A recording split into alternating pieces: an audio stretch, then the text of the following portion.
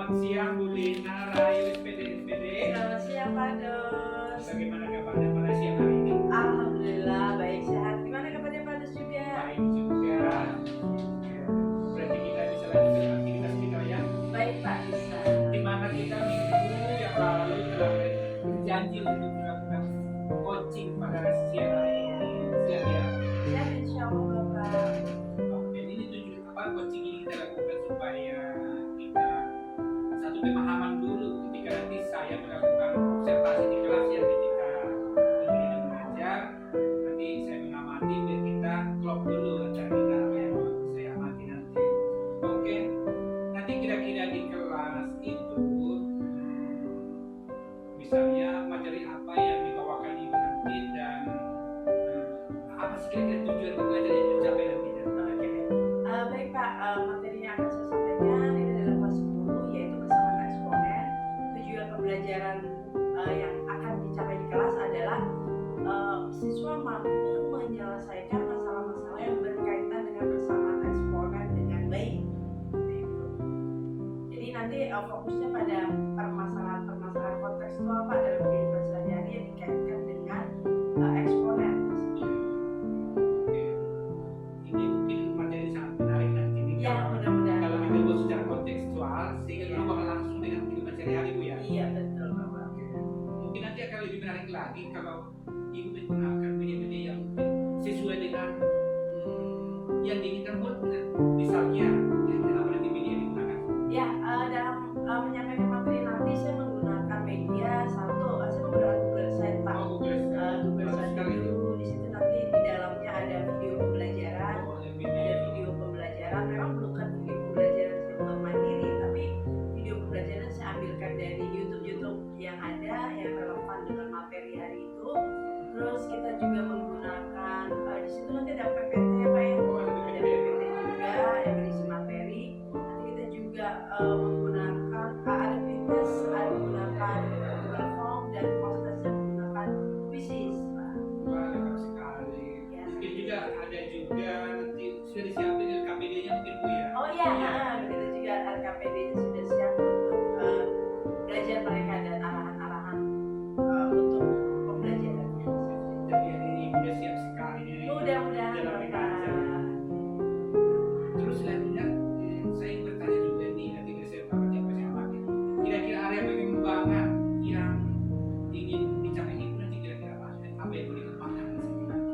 Oke, pengembangan yang ingin saya lakukan adalah satu, tetap saya fokus bahwa pembelajaran itu harus berpusat pada murid Pak. Jadi satu pengembangannya adalah bagaimana terus mengembangkan model pembelajaran yang berpusat pada murid sehingga mereka bisa belajar lebih maksimal lagi.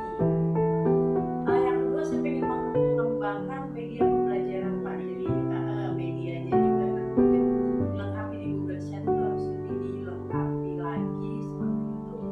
Terus juga saya pengen ini Pak, ada pengembangan tentang pengembangan pembelajaran sesuai dengan kebutuhan siswa. Ada pembelajaran yang berdiferensiasi. Oh, udah melakukan itu ya? Baru saya melakukan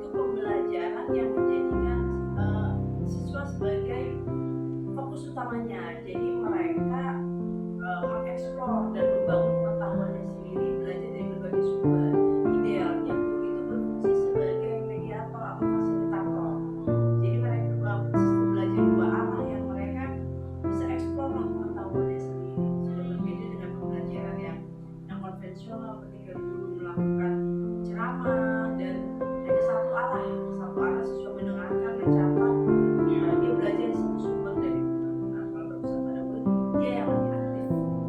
Berarti student center lah ya. Ya, student center. Kita sebagai guru harus apa-apa dikurangi apa kita peran kita ya dalam lagi student center.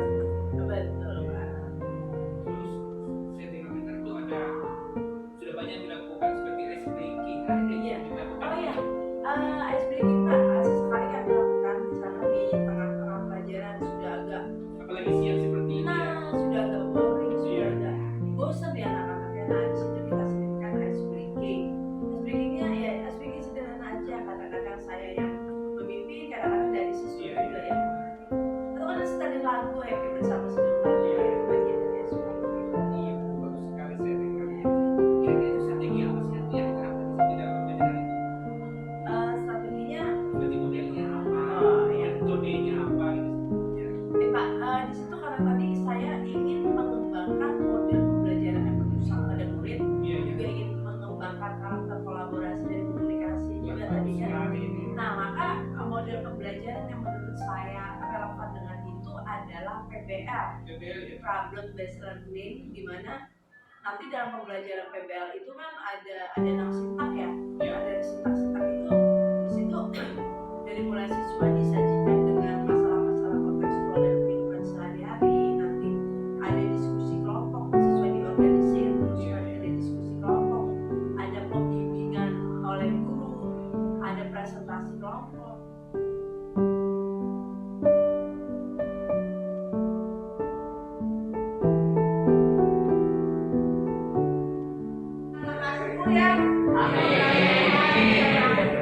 Oke, tadi udah pernah tanya kabarnya nih, semua kabarnya kabar baik ya? Sehat semua ya? Sudah siap belajar? Coba cek dulu kebersihannya, lihat cek samping kiri kanannya sama tidak? Bersih, semuanya udah bersih? Bersih. Semuanya siap belajar? Siap belajar ya? Siap belajar dengan semangat dan bahagia? Oke, kalau semangat belajar, udah siap belajar, kita lanjutkan materi kita yaitu tentang persamaan eksponen. Nah, kemarin kita udah pernah belajar nih tentang eksponen. Nah, eksponen itu apa kemarin, Nak? Eksponen sudah menjawab eksponen kemarin apa? Pangkat. Eksponen itu berpangkat. Masih ada yang ingat tentang sifat-sifat eksponen? Coba siapa yang mau mencoba sifat-sifat eksponen yang pernah kita pelajari? Apa aja?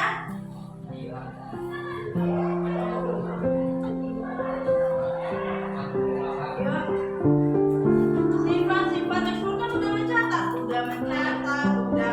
udah latihan soal apa kemarin? Sifat-sifat eksponennya, Bilkis apa nak?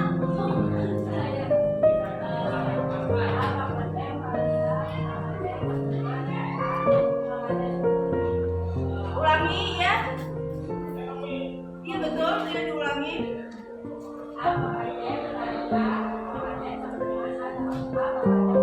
Ya, yang pertama A pangkat M kali A pangkat M sama dengan A pangkat M plus M. Yang boleh tepuk tangan buat Bilkis.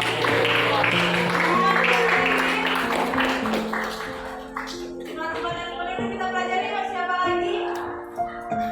Ya, silakan nak. Pangkat pengurangan A pangkat M dibagi A pangkat M sama dengan A pangkat M min M. Ya, A pangkat M dibagi A pangkat M sama dengan A pangkat M. Ya, boleh tepuk tangan untuk. Oke, itu ya. Udah ingat ya dan beberapa sifat-sifat eksponen lainnya. Sekarang coba kenapa kita harus semangat dalam belajar materi eksponen? Kenapa? Karena eksponen ini banyak sekali manfaatnya dalam kehidupan sehari-hari. Misal nih, kalian untuk menghitung laju pertumbuhan. Untuk menghitung pertumbuhan penduduk kita bisa menggunakan eksponen. Untuk menghitung suku bunga bank, baik suku bunga kedua maupun juga bisa menggunakan eksponen. Jadi manfaat eksponen dalam kehidupan sehari-hari ini banyak sekali, sehingga kalian harus bersemangat dalam mempelajari materi eksponen. Oke, sekarang kita lanjutkan ke persamaan eksponen ya.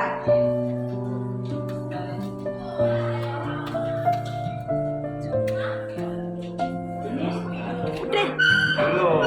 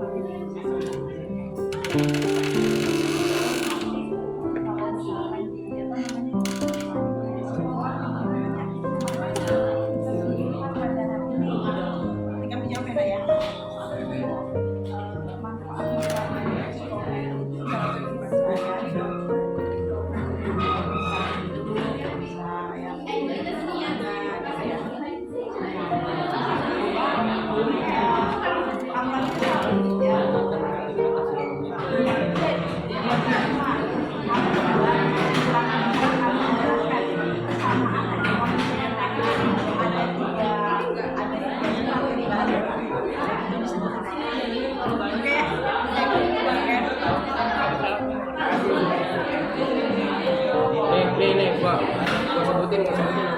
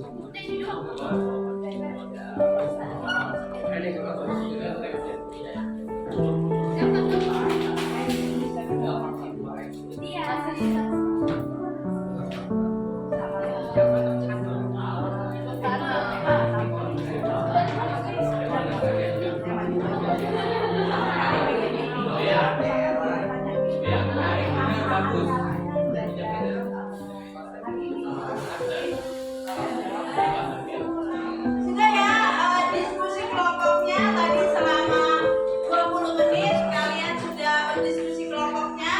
Sudah selesai semuanya?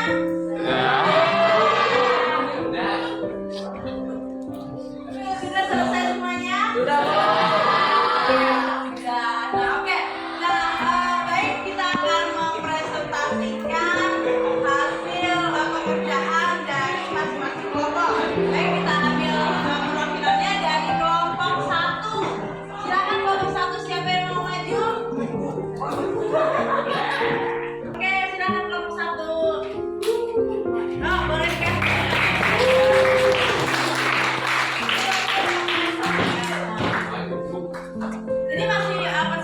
sama eksponen sederhana ya.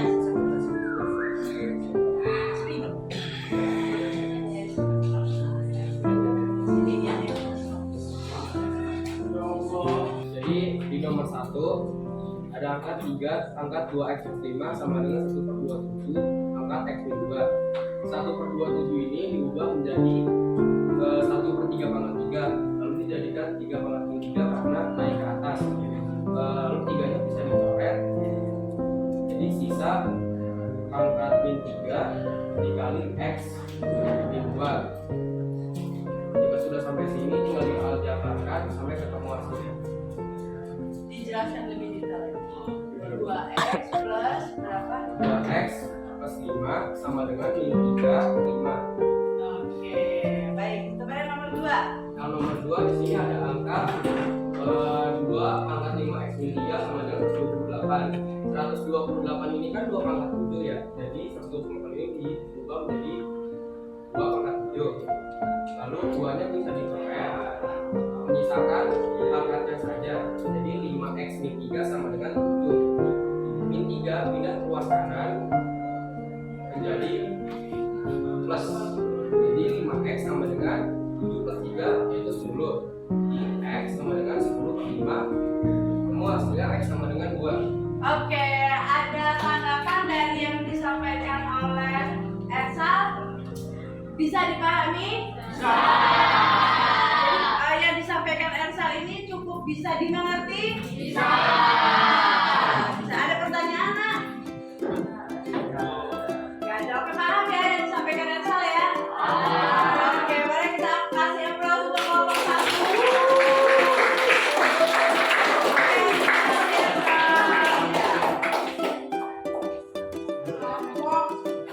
Dua. Oke, silakan Nak. Jadi di sini ada soal 5x ya, 5 pangkat x plus 5 sama dengan 25 pangkat 2x min 4.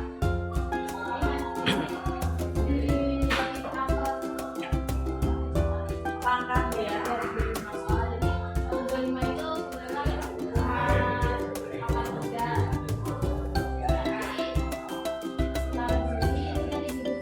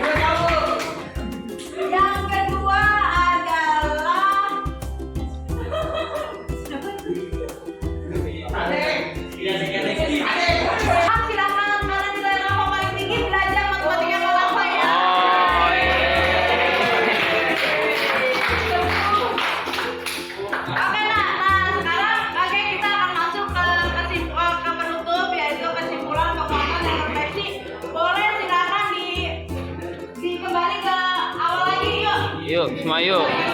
Pause dulu. Pelajaran, kamu sudah diskusi kelompok, kamu sudah melakukan post-test. Nah, sekarang kita akan masuk pada kesimpulan. Jadi pada pembelajaran hari ini tentang persamaan eksponen, coba Bulina mau tahu kesimpulan apa yang bisa kamu dapatkan pada pembelajaran hari ini. Siapa? Oke, Cakra, yuk Cakra, apa nak? Jadi kesimpulan eksponen ada manfaat eksponen kehidupan sehari-hari yaitu satu menentukan jumlah tabungan di bank, dua menentukan jumlah pinjaman yang harus dibayar dalam waktu tertentu jika menggunakan bunga, tiga menentukan jumlah kebutuhan penduduk setiap tahunnya. Oke, luar biasa sekali Cakra.